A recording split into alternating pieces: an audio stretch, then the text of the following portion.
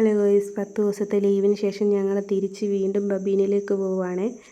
ഞങ്ങൾക്ക് രാത്രി കഴിക്കാൻ വേണ്ടി അമ്മ പൊതി കെട്ടുക. ഇത് ഒരു പെട്ടിയേ ഉള്ളായിരുന്നു, പിന്നെ ഒരു ലഗേജ് ബാഗും ഉള്ളായിരുന്നു.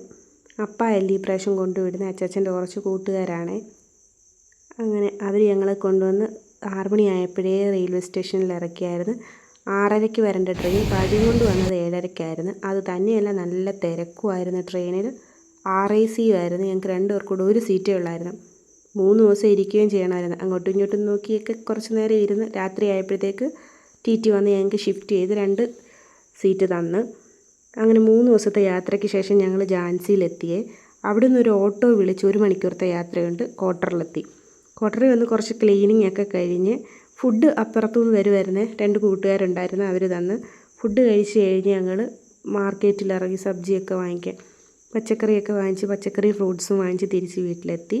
അങ്ങനെ ക്വാർട്ടർ ഒന്നുകൂടെ തേച്ച് കഴുകുകയും വൃത്തിയാക്കുകയും ചെയ്ത് കഴിഞ്ഞ് ഫുഡ് കഴിച്ച് കഴിഞ്ഞ് ഞങ്ങൾ കയറി കിടന്നുറങ്ങി. അപ്പോൾ ഇന്നത്തെ വീഡിയോ ഇത്രയേ ഉള്ളൂ ഗൈസ്.